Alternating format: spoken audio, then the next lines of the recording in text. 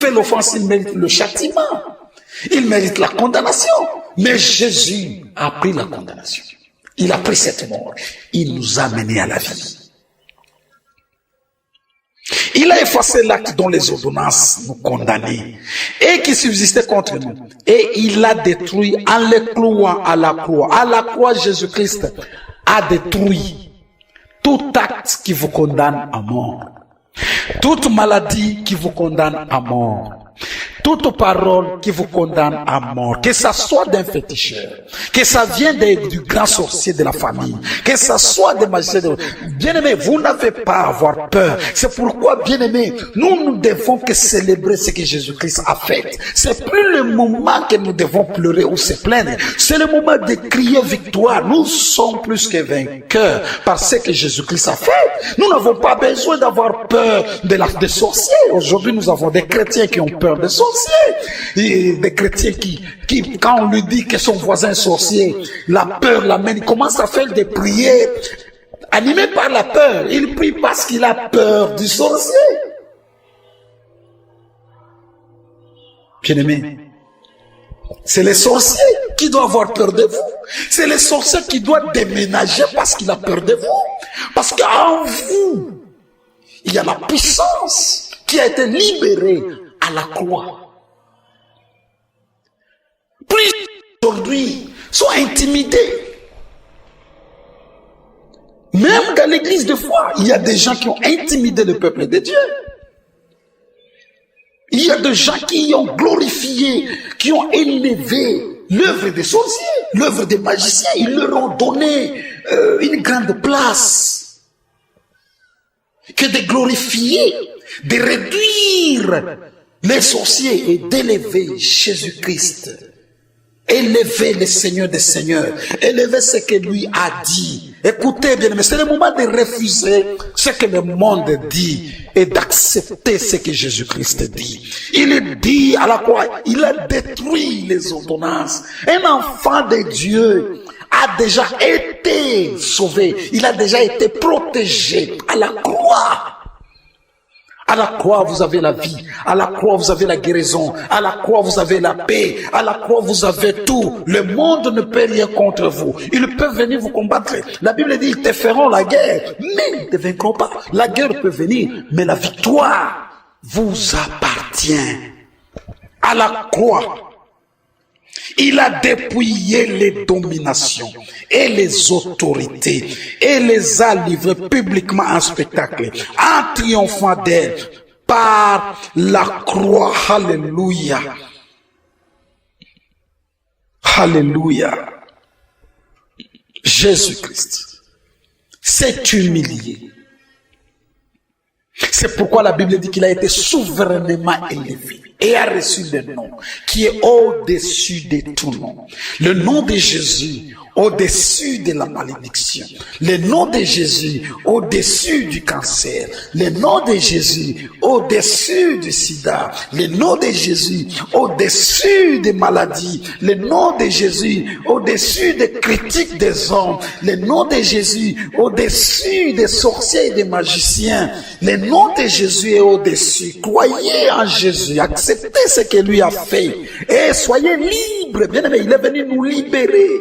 Nous libérer de la pauvreté, nous libérer de la malédiction. Aucune malédiction n'est capable de résister au sang de Jésus et à l'œuvre de la croix. La Bible dit qu'il les a dépouillés.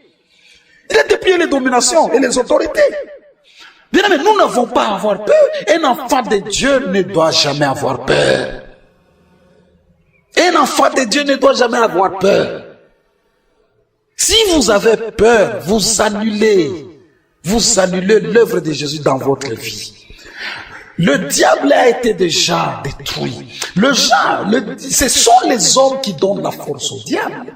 Ce sont les gens qui donnent la force au diable, l'opportunité au diable. La Bible dit qu'il est comme un lion rugissant. Il n'est pas un lion, c'est comme un lion. Cherche qui il va dévorer. C'est-à-dire lui-même ne connaît même pas qui il va dévorer. Il est en train de chercher qui il va dévorer. Il va dévorer qui? Il va dévorer celui qui a l'ignorance de son pouvoir, l'ignorance de sa puissance. C'est pourquoi Dieu dit, mon peuple périt par manque de connaissance.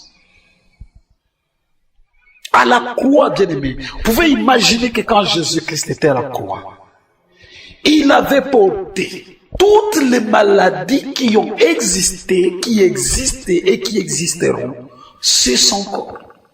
Vous pouvez imaginer que Jésus-Christ était à la croix avec toute malédiction. Jésus-Christ était à la croix avec toute mort.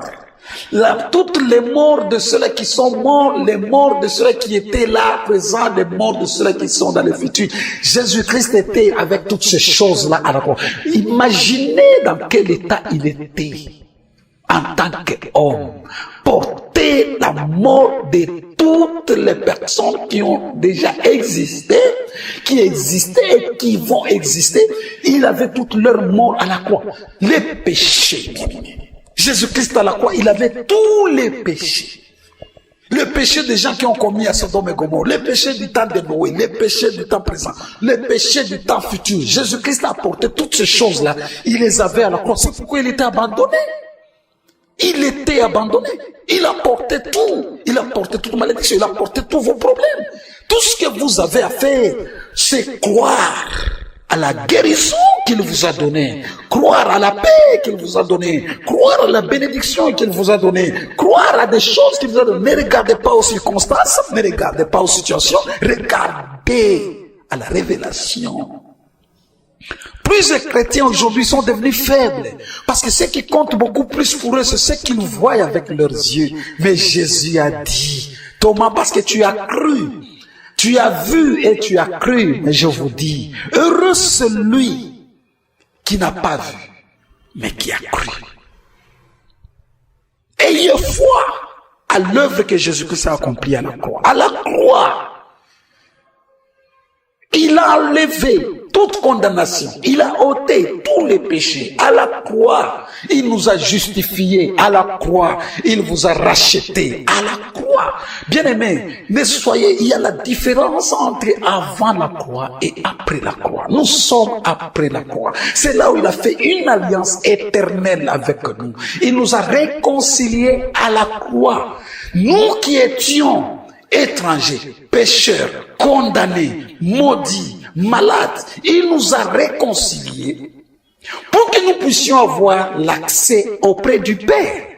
Or, je vous ai dit, comment ça a été vraiment impossible dans l'Ancien Testament de plaire à Dieu ou d'être devant Dieu. Nous avions perdu le Père, mais par Jésus-Christ, nous sommes réconciliés au Père. Nous avons l'accès auprès du Père. Partout où vous êtes, vous pouvez invoquer l'Éternel. Il va vous exaucer. Vous n'avez pas seulement besoin de voyager, d'aller à Jérusalem. Vous n'avez pas seulement besoin et que compris pour vous. Vous n'avez la Bible douce. Ceux-là qui auront cru en mon nom, ceux-là qui vont croire, ils vont chasser les démons. Donc chasser les démons n'est pas seulement donné aux serviteurs de Dieu, c'est pas toujours au prophète. Tout celui qui croit peut chasser les démons. À la croix, nous sommes réconciliés. À la croix, il y a un médiateur. Jésus-Christ à la croix était en train de faire la médiation entre l'homme et Dieu. Jésus-Christ était la solution de Dieu et Jésus-Christ était la solution des hommes. Dieu enfin a récupéré ses enfants par Jésus-Christ. Dieu a offert son Fils unique pour nous gagner, nous. Quel amour, quelle bonté. Dieu décide, je vais récupérer mon peuple, je vais récupérer mes enfants, je vais récupérer mes créatures que j'ai créées pour m'adorer. Je vais les récupérer. Je vais restaurer l'image, les régénérer. Je vais réformer ce qui a été détruit. Et par Jésus-Christ à la croix. Et c'est par la croix que nous avons la vie. C'est par cette œuvre de la croix que nous sommes sauvés. Jésus-Christ n'est plus dans la tombe, il est ressuscité, il est vivant.